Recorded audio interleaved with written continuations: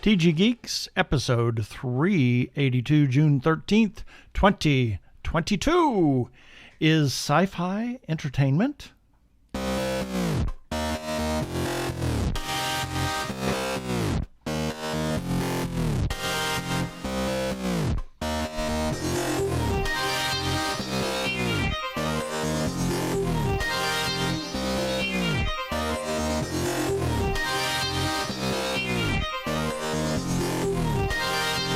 Hello and welcome to another webcast from tggeeks.com, where Ben and Keith, the Two Gay Geeks, talk about all aspects of Geek-dom and Nerd-ery, sci-fi, comics, film, horror, genre, you name it, we talk about it. I'm Keith Lane, and I'm picking up my husband off the floor after that statement. Yeah.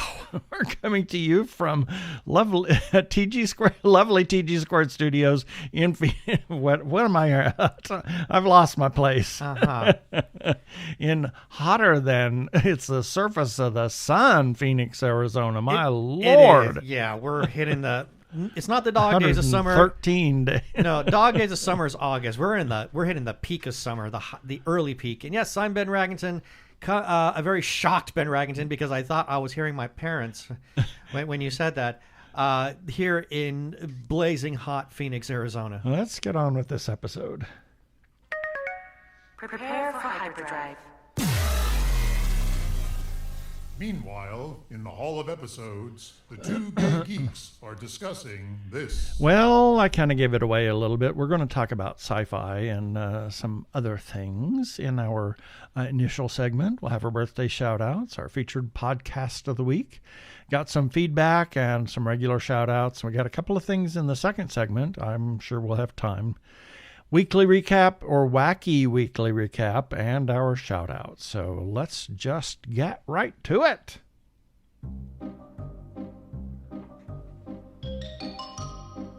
I'm done with that. That was quick. I got to find a new intro. Tired of it already, huh? There was another one that I had. I've been looking for it. I don't know where the heck it went, but it's gone.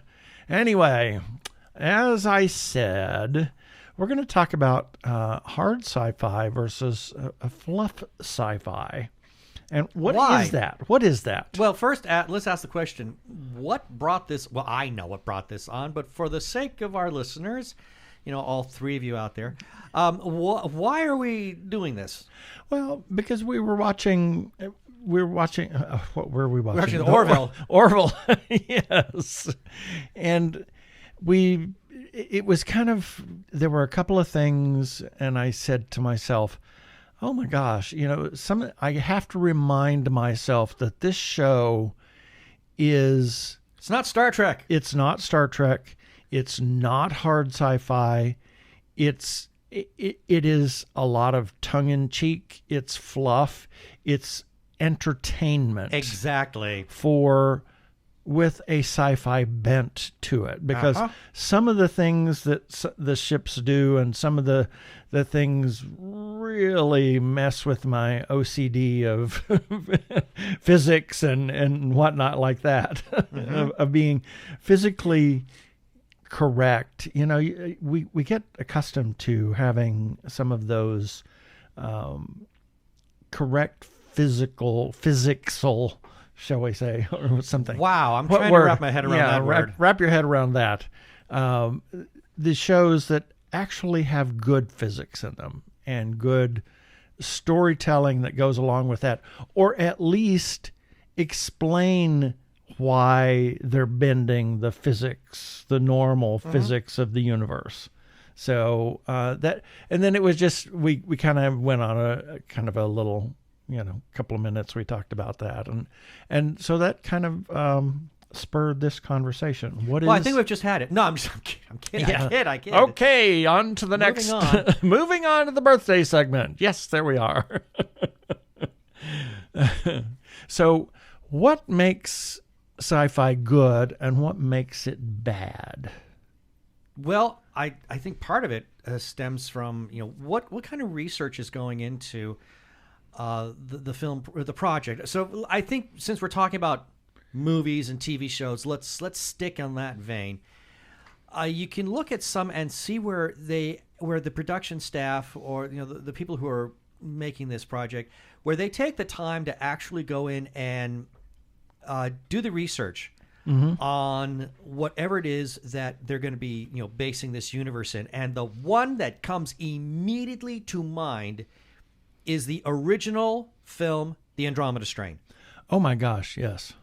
That one feels so grounded. I mean, you look at it. It does. I mean, it's very dated. There's no question about it. Yeah. Horribly dated. And yet you look at that, and yet at the same time, it feels sort of timeless because we're of that age where we remember. I mean, we're never in that lab, but remember how computers were at the time. Exactly. And the computers that we're seeing, the computer terminals that they're using in that movie, are very much in line with what we knew when we were growing up. I remember my tape and punch cards. Yeah, and... I mean, my very first computer class worked with this punched tape, so I'm very familiar with that. I remember my dad took me into the room that he worked in when he used to work for, I think it was Bank of America, and he showed me all around all the different CRTs that they had. So when I look at the Andromeda Strain, I see a lot of thought that went into how can we make this lab look believable, even though they probably assume, who in their audience is going to actually want to care.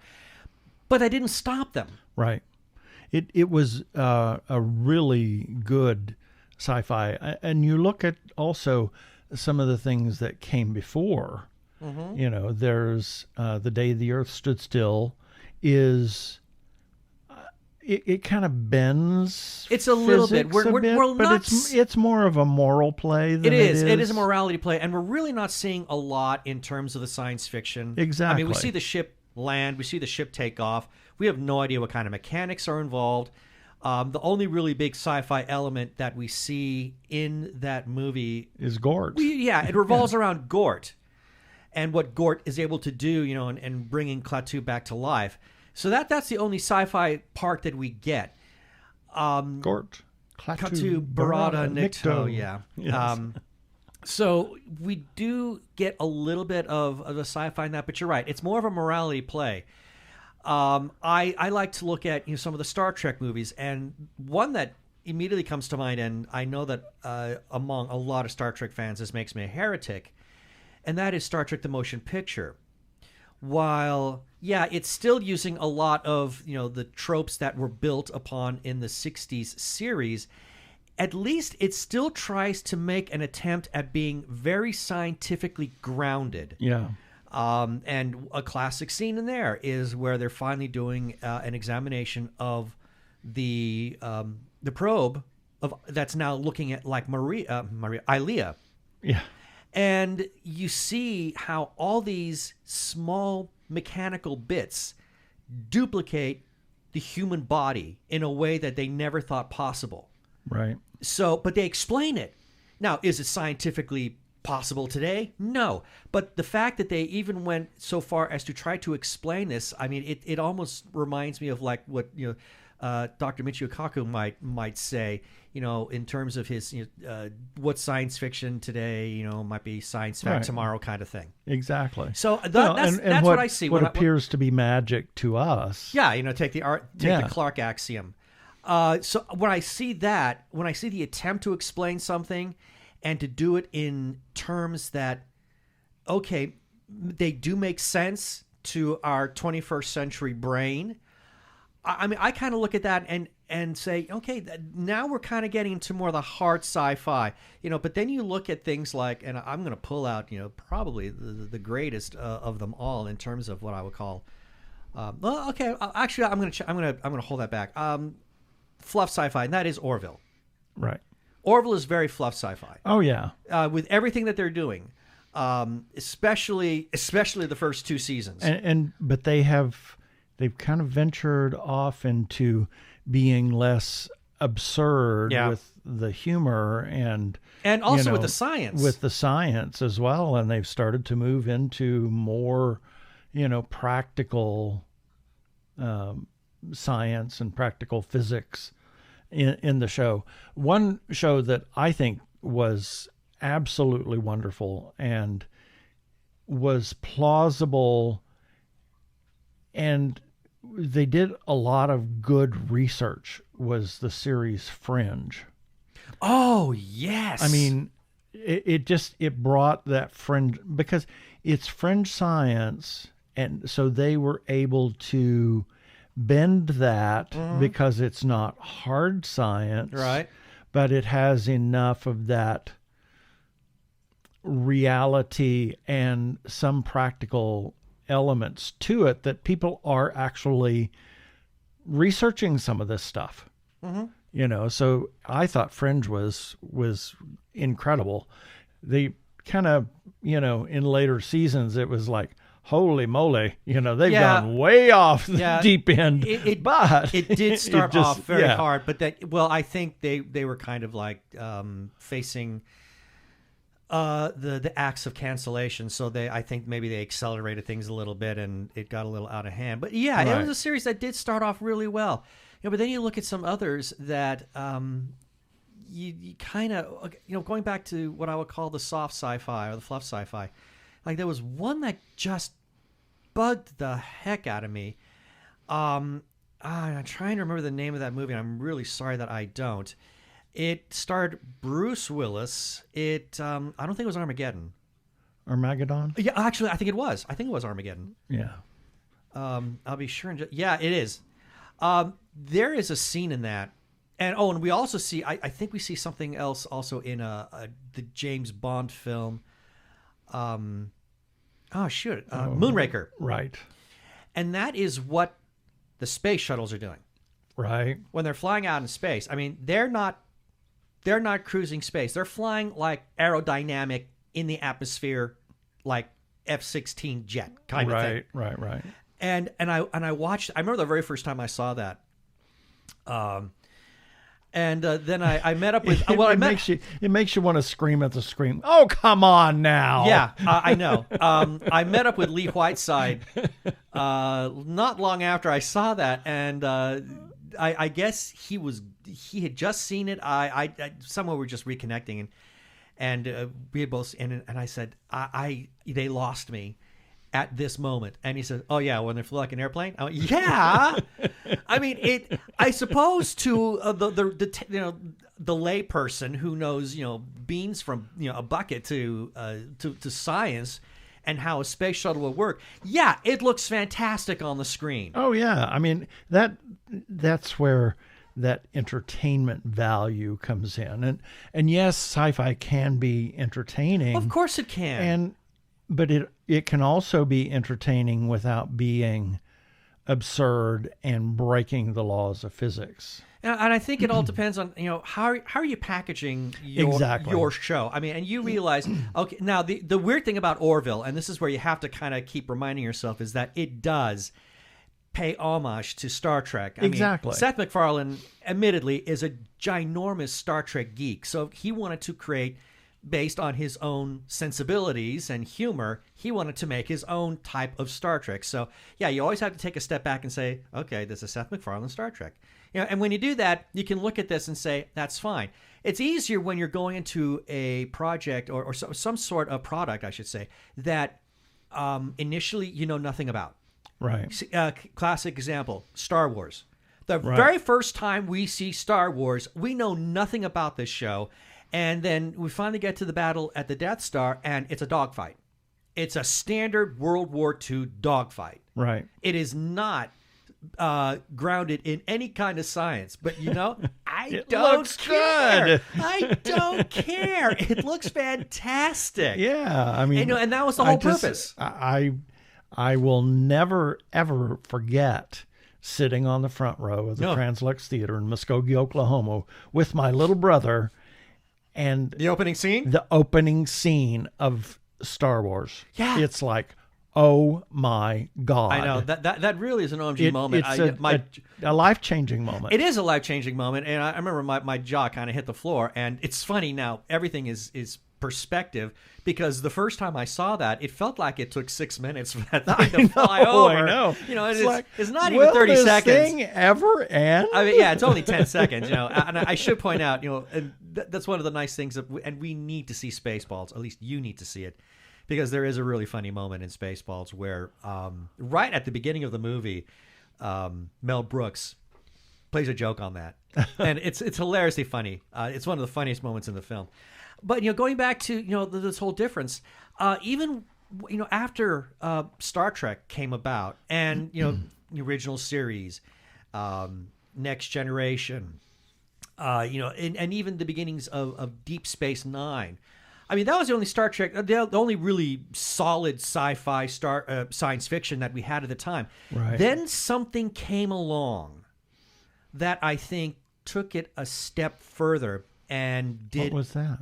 I'm looking at him like, really? You've got to be joking. And we're talking about Babylon 5. What's that? Oh, leave this house. Leave this podcast. Yeah. I mean, that's a show that seriously recognized space as being three-dimensional. Right. Because you look at a lot of the television today, and even if it's easy to conceptualize things on a 3D on a 2D level, where everything is working on some sort of like an event horizon, if you will, with the way the Enterprise is fighting whatever ship or encountering another alien ship. Everything is done in 2 dimensions. Although I do remember one episode, it was the very last episode of Next Generation, where for the first time they did something in 3D or 3 dimensions, where the Enterprise is coming up at a vertical angle or a perpendicular angle in relation to, I believe it was a Klingon ship. So I thought that was really nice. But Babylon 5 took that and made that the norm instead of the exception. Yeah. The only thing in Babylon 5 that was of any questionable is the way they would spin those, the little what were the Star Furies? Star Furies. Yeah, I was going to say, am I mixing that up with Battlestar Galactica? No, those are Vipers. The Vipers, yes, the Star Furies. How they would go and then they would just pivot, 180 degrees. The G's that they had to pull. But they acknowledge that. Yeah. They do acknowledge that later on, where there's an episode where Sheridan has got his Star Fury fighter crew learning Centauri battle tactics. And he reminds them, okay, Centauris, they can withstand G's at a much greater rate than you can. Don't risk blacking out this or that or the other thing. So there is that acknowledgement there. But yeah, you're right. I mean that it looks great, but it's like, is that really physically possible? Probably not. But at least it made a better attempt at trying to do that. And something else, you've got this entire station, and it's addressed in the pilot how different parts of the station could rotate at different speeds, creating different types of gravity depending on who needs to live there at the time. Right.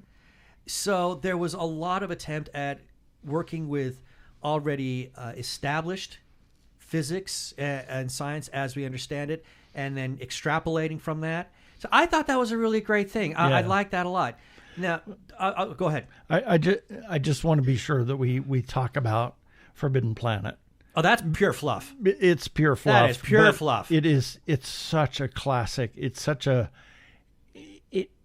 it's part of the mythos of sci-fi. Oh, absolutely. And it's wonderful. I love it.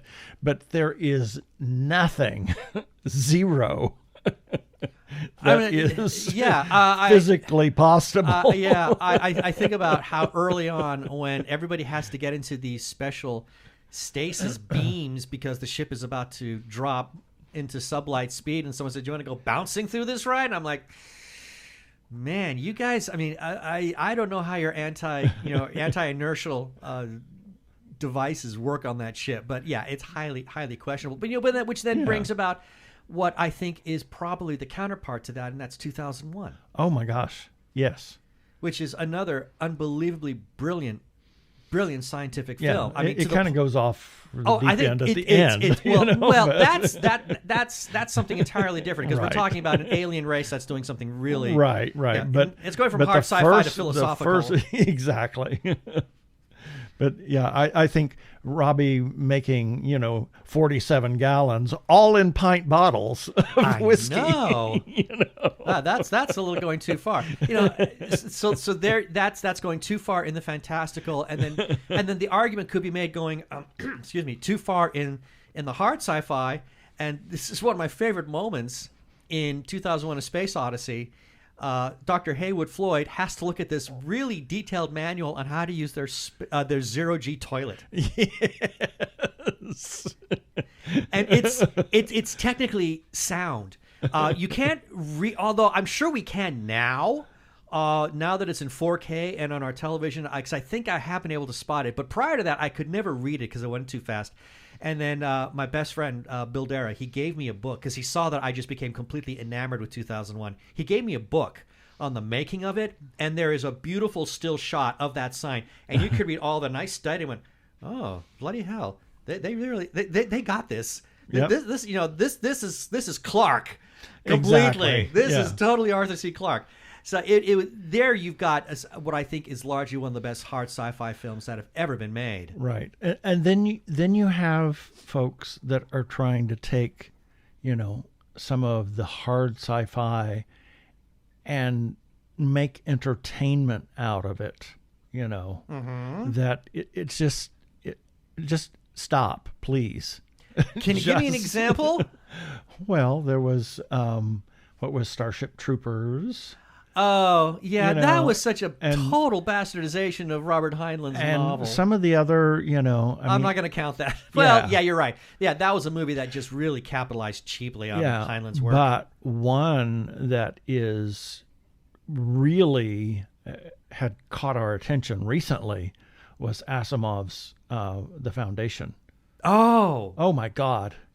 That is just, it's so incredible, and it's based so far in the future yeah. that the physics You can be bend it a believable. lot. Yeah, You can bend those physics a lot and make some of the things they do come off as magic. exactly. Yeah, I can excuse that because there was nothing that felt. I didn't sense any violation. No, of the physics on that. No. So there's one example of sci-fi that we've not talked about, and that is Shlock or The Right. Guilty Pleasure. Exactly. The first thing that comes to mind is Plan 9. Oh my God! Wow. Truly, true, Oh, that- absolute, that the definition of schlock. Oh, that is such a bad movie. I mean, it's trash. It's horrible. It's Corman. Corman? No, it's not Roger Corman. I thought- Shoot. No, I can't. I can't think of his Are name you now. sure? Yeah, it's not Roger Corman. No. Oh heavens, no. We saw a movie based on the guy that Johnny Depp played, Oh, yes. and I'm trying to remember his name now. Shoot.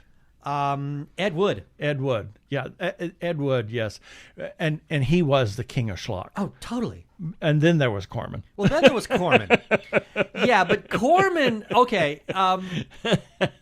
Corman's movies are a completely different animal, at least the ones that he released. And I say that because he never did release Fantastic Four, thank God.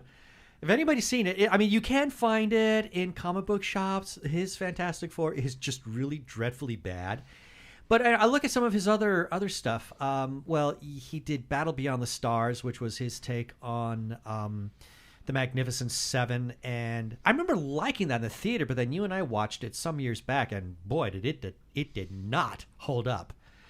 But when I think of, schlock and or guilty pleasure, the first thing that comes to mind, Lost in Space.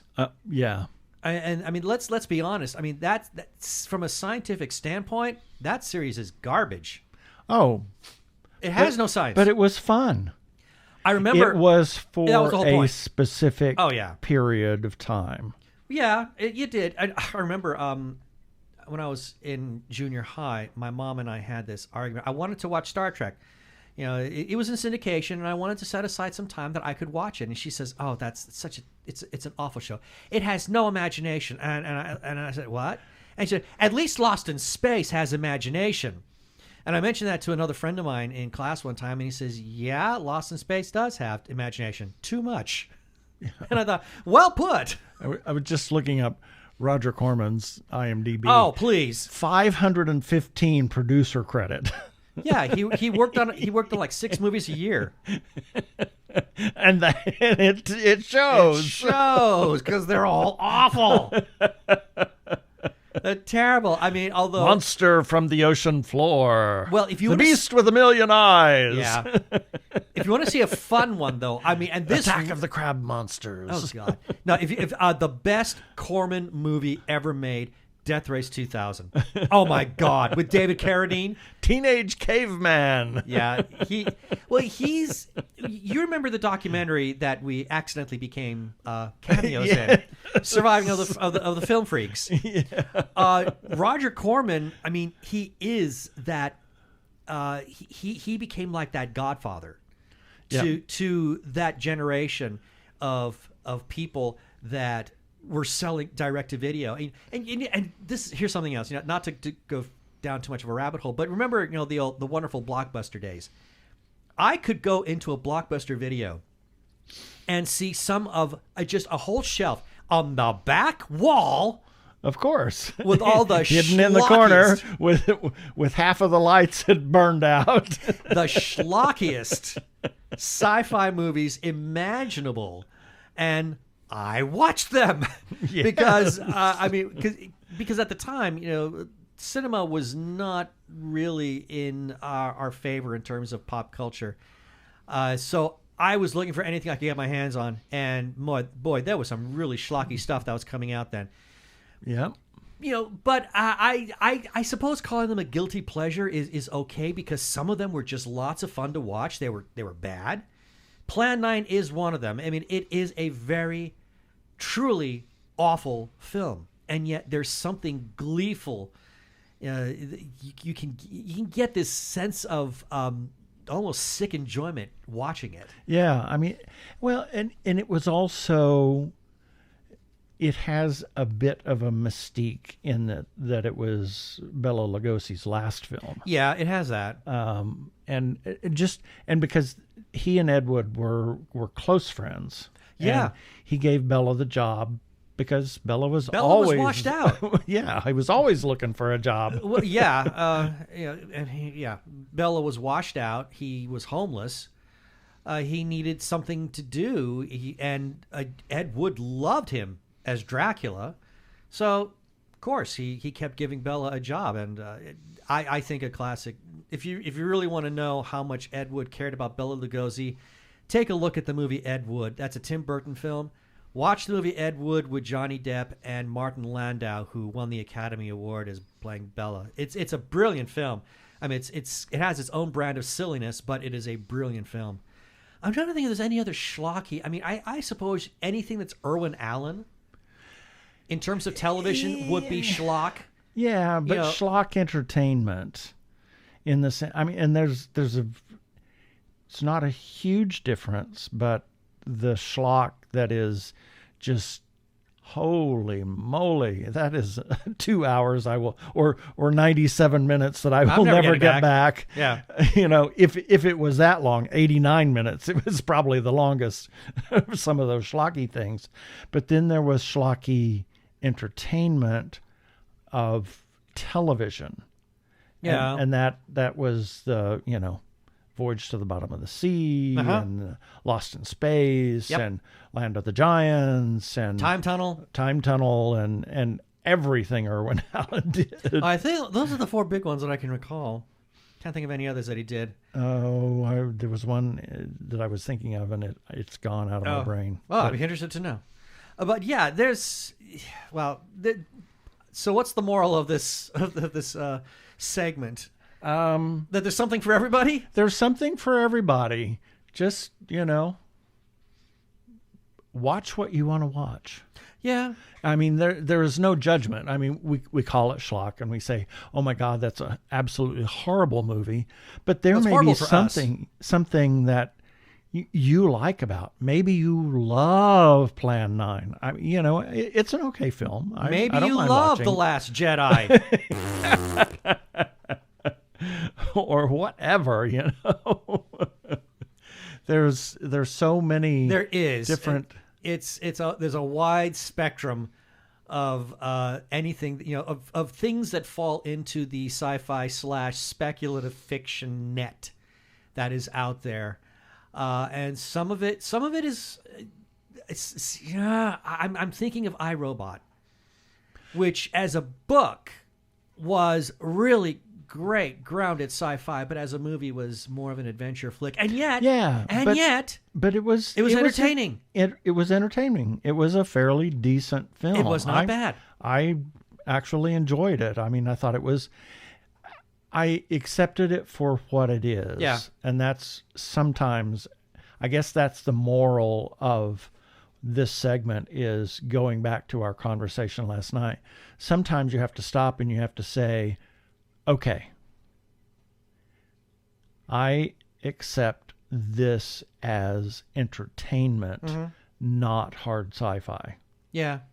Like going into iRobot, I had to literally jettison everything that I know about the book and approach the movie with a completely fresh perspective in order for me to enjoy it and not say, that's not the book, Yeah, exactly. I mean, that we have to get away from that, and that has become today's culture is, oh my God, they left out, the big thing back in the day when it was being made and after it got made was The Lord of the Rings. Oh, and I was thinking that, the complete expungement of Tom Bombadil. Yeah, which you and I both think is highly criminal. I thought it was criminal at the time. Still do. I do too. But I still love the movies. Exactly. I think they're great. So don't get hung up on,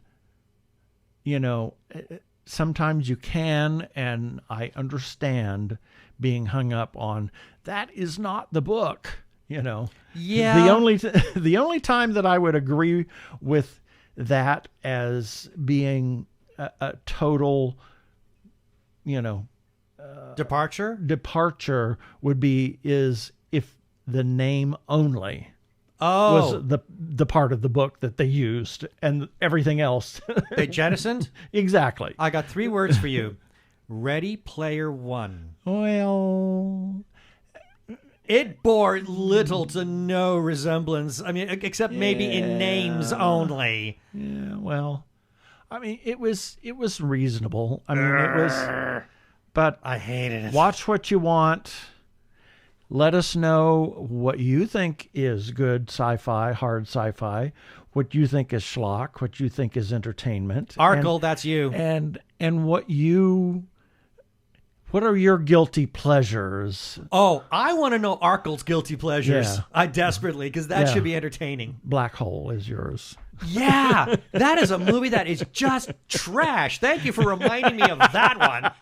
You'll have to watch it again now. And yet, when the moment that movie comes on, I am forced to watch it. I am convinced that Disney somehow experimented with subliminal suggestions in working that one. I'm going to put that Blu-ray out where you can see it. Don't have to. It's on Disney Plus. Anyway. How do you think I watched it the other day? And that's it for our lengthy discussion. I'm Lizzie. I'm Eric. That's not right. One brain. We're Cheshire Moon. And you're listening to the Two Gay Geeks.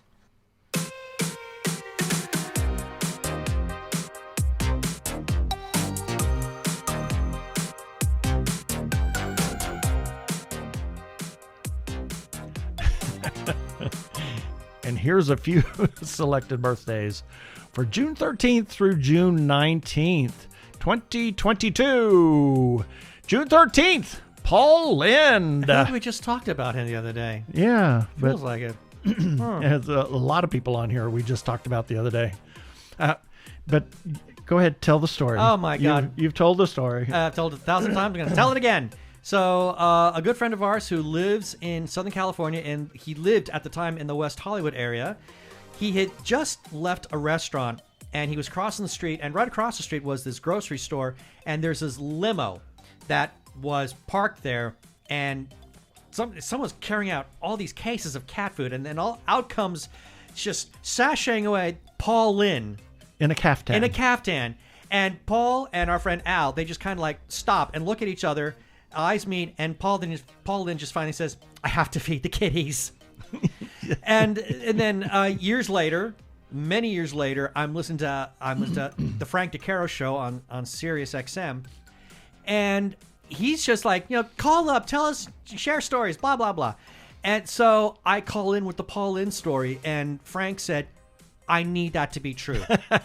So I said, well, everything that I've learned says that it is true. And then I got back with our friend Al, and he says, "Oh, yeah, it's true. It happened." So, yeah, it got confirmed that it was true. And then probably the greatest thing of all is that it became a meme because for several weeks after that, people would just call in randomly and say, "I have to feed the kitties." Yes. And also on June 13th, Chris Evans, Mr. Captain America. Yeah, who is soon to be the voice of Buzz Lightyear in the That's upcoming right. movie. Interestingly enough, it is also Tim Allen's birthday. The original Buzz Lightyear. Oh, how about that? Very interesting. James Maxwell, Scottish mathematician and scientist responsible for the classical theory of electromagnetic radiation, which was the first theory to describe electricity, magnetism, and light as different manifestations of the same phenomenon. Maxwell's equations for electromagnetism have been called the second great unification in physics, where the first one has been realized by Isaac Newton.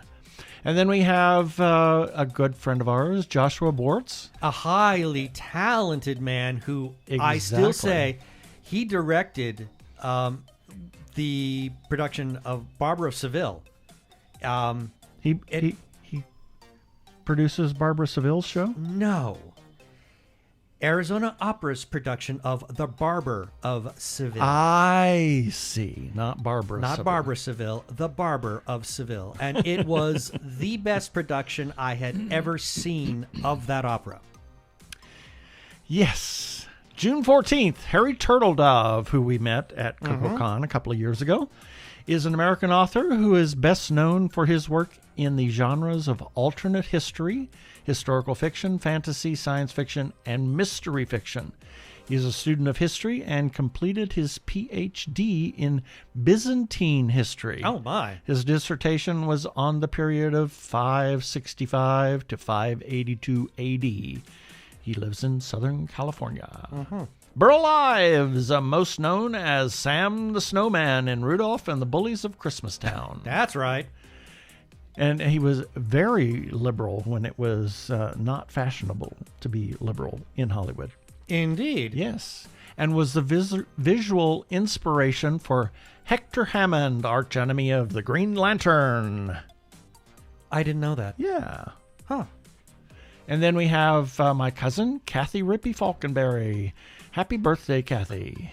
June 15th, Neil Patrick Harris, Doogie Howser, M.D., Dr. Horrible, How I Met Your Mother, out gay actor, a card-carrying magician. Quite.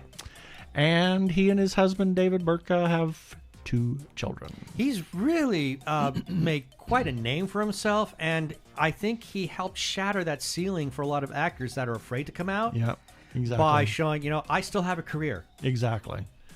Jim Varney, most known as Ernest and the Slinky Dog in the Toy Stories films.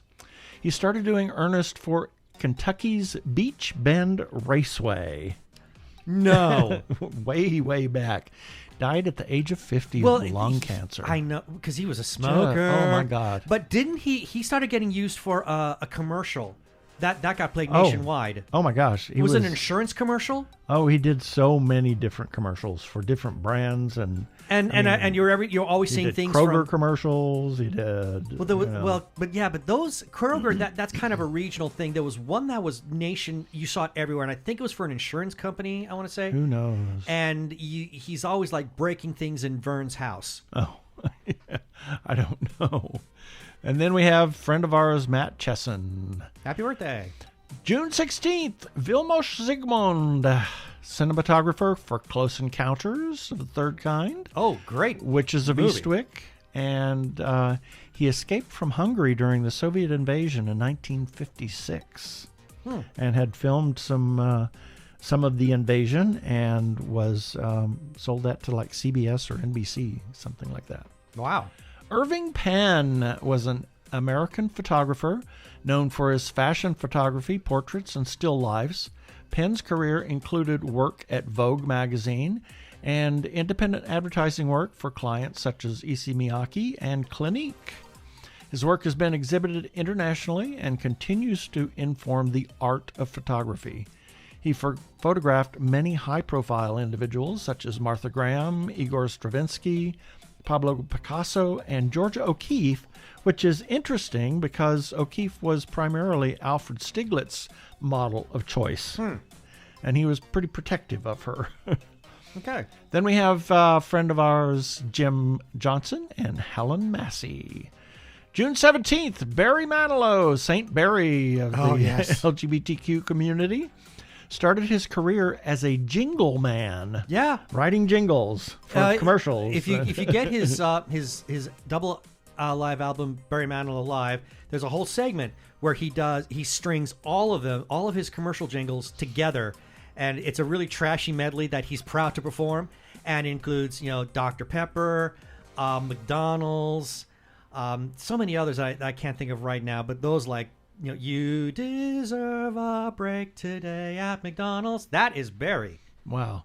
And he graduated to the bathhouses of New York City with Bette Midler. Playing for Bette Midler. Yeah. And then he writes the songs that everyone sings. Well, he became when Bette broke out and started becoming a really respectable artist. She was using some of his songs, and that I think with a lot of songwriters who start off writing songs for other people to record, that's how they get their big break. Barry did that for Bette.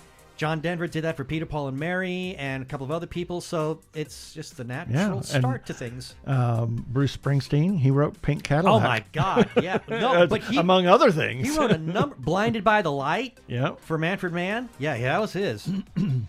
Then we have Charles Gounod, composer. He composed 12 operas, of which 2, Faust and Romeo and Juliet, are still performed.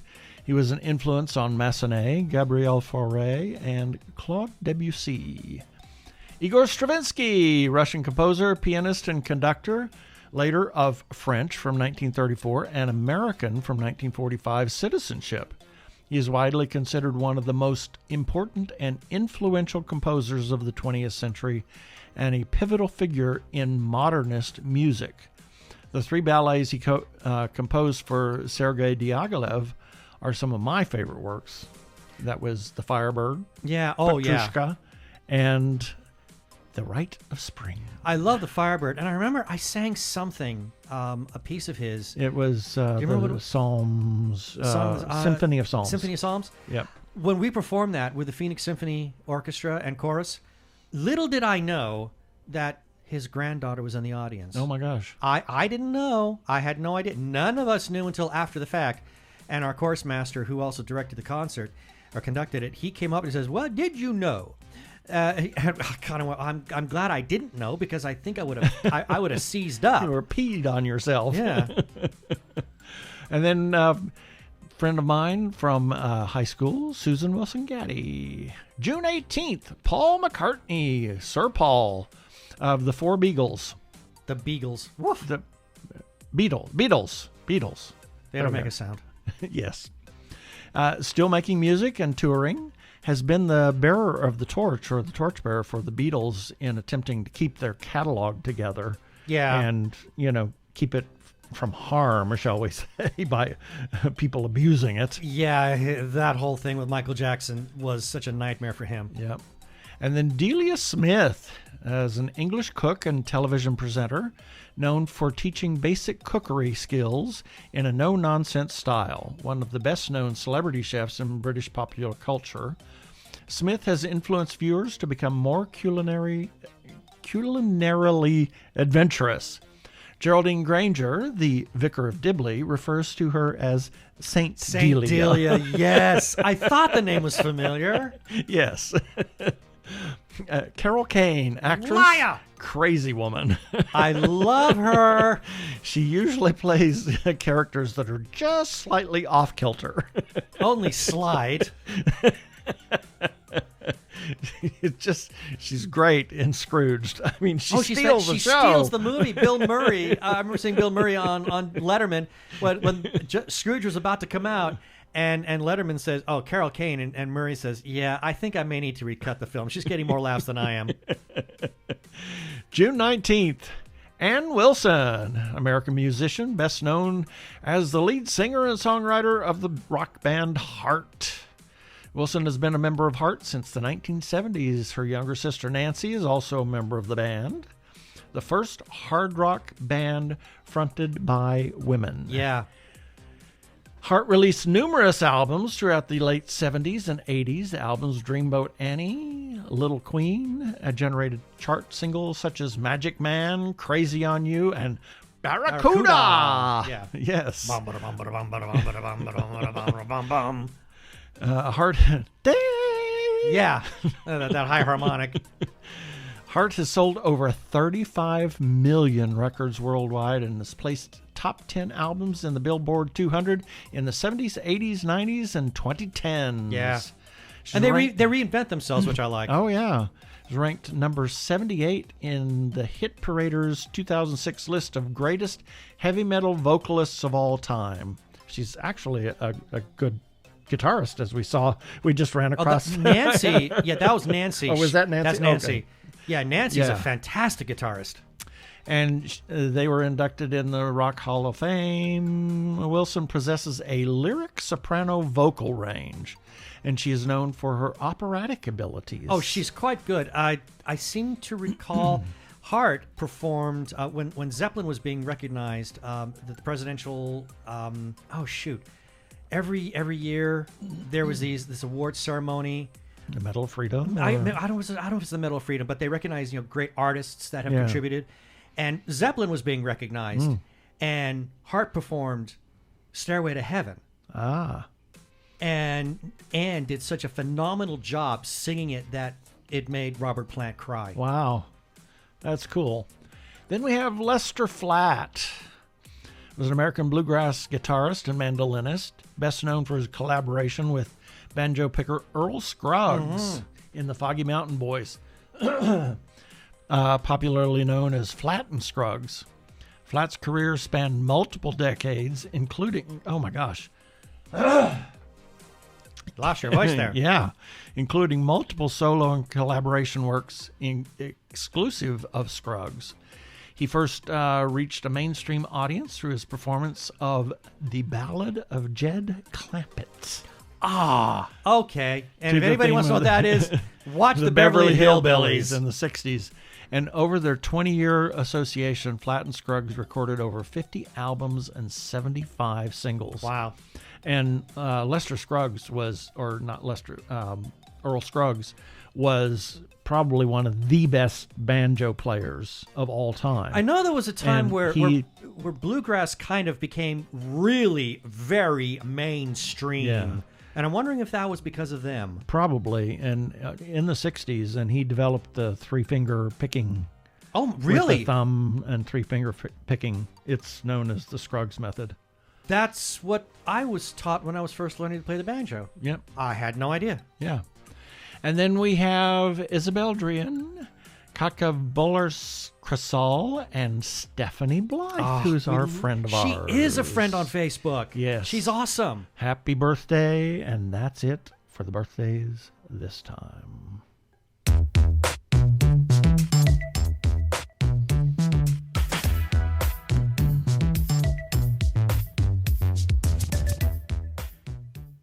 Technorama, the podcast for geeks, because geeks are better than cool. You don't hear someone say, "Get away from me, you cool person." Who's gonna have their 65-inch home theater system installed by the Cool Squad? Not me, that's for sure. How much cool cred do you have? Not enough to care about. Think you'll find any canned unicorn meat at thinkcool.com? It's just a part domain name.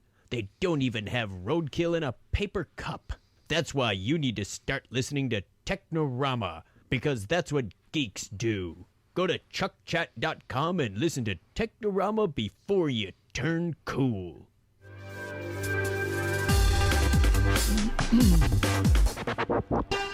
Go give a listen to our friends Chuck and Craig over at Technorama Podcast. I'm Daniel Radcliffe, and I believe that reaching out for help is the bravest thing a person can do. If you are struggling and need support, call the Trevor Lifeline at 1-866-488-7386. It's free and confidential, and trained counselors are there to listen 24/7 without judgment. To learn more about the Trevor Project's life-saving work for lesbian, gay, bisexual, transgender, or questioning young people, go to thetrevorproject.org. We are running out of time quickly. I want to mention the Joshua Tree Feeding Program, a 501c3 nonprofit food pantry for the HIV and AIDS community in Maricopa and Pinal counties. They could certainly use your help. You can go and give a single gift or a monthly recurring gift. Go to jtfp.org.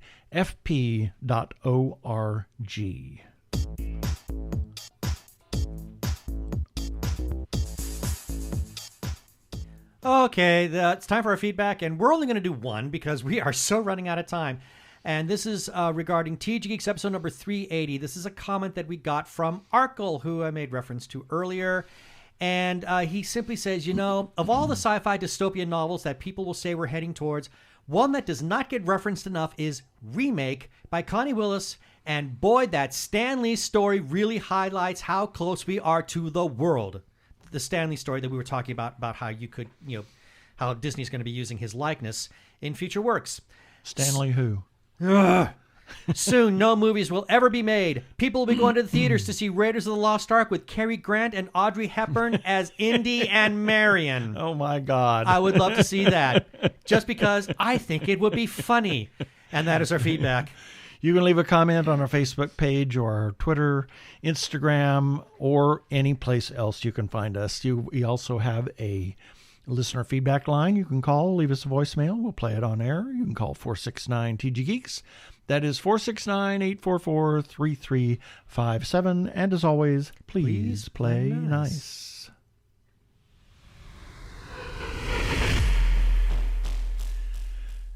Huge supporters of independent creators. Please find their stuff, find their Etsy pages, their web pages, their people at the cons. Support independent creators.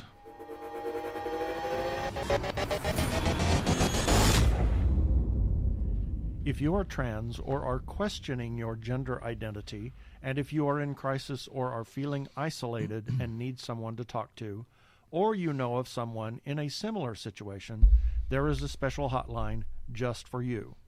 The hotline is provided by translifeline.org and staffed by trained counselors who are transgender themselves. The hotline in the U.S. is 877-565-8860. In Canada, it is 877-330-6366. Or you can go to translifeline.org to learn about the important work they are doing. Please reach out for help. You are not alone. Yeah, baby. They're like two gay geeks. They're together, you know. They're two gay guys and they're geeks. Is that okay?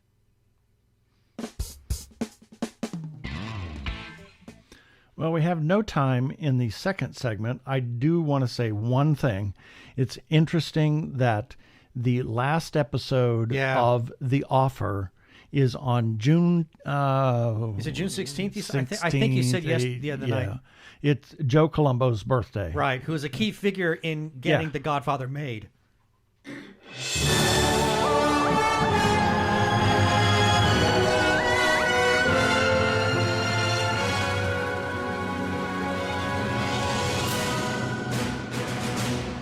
And it's time for our weekly review. These are items that we ran on our website at tggeeks.com this past week, and the links for each of these will be in the show notes for this episode article number 382 at tggeeks.com, starting with Sunday, June 5th.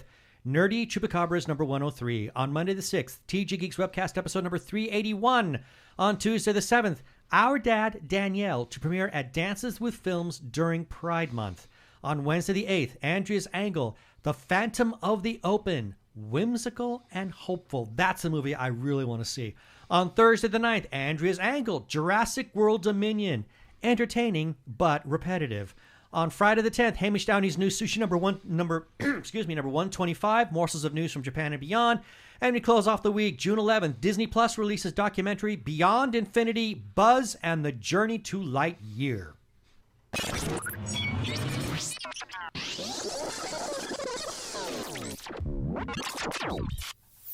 We have some shout-outs that we need to make. First two, well, you heard feedback from Arkle earlier in this episode. Brian Weber, good friend of ours, good friend of the show. He's on Twitter as Geek of All Trades, and that is the letter G, the number 3, the letter K of All Trades. He's also referred to as Brian the Ampersand List YouTuber. We mention him because he has his Arkle Times Post-Dispatch News, which does republish our content from time to time. And to find the Post-Dispatch News, look for him on Twitter, and I just showed you how to do it.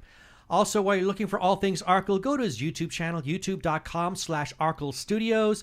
Brian, and Arkle is spelled A-R-K-L-E. Brian has a number of projects there. He has a Shameless Cash Grab series, which is in Season 7. Rants vs. Zombie series has officially ended, but past episodes are still there. He has Arkle Tier Ranks, as well as game videos of Trick and Treat, as well as Star Trek Online. And we also need to give some Facebook groups some love for allowing us to share our stuff there. First two, Gay Geeks After Hours. Big thanks to the moderators for literally saying we could share away our content. And their URL is facebook.com/group/Gay Geeks After Hours. And then two, The Gay Geek for pretty much the same thing. And their URL is facebook.com/groups/The Gay Geek. And as always, give special thanks to their moderator, Jeremiah Reeves. Thanks, Jeremiah. Other places we can be found, Spotify, TuneIn, Stitcher, Amazon Podcasts, as well as where other fine podcasts can be found. Check us out on Sci-Fi Radio at 3 a.m. and 3 p.m. Pacific Time on Tuesdays for a replay of this episode. And listen to their other content. They're a 24-hour geeky internet radio station. Please rate us and review us on iTunes. And don't forget to subscribe to our YouTube channel.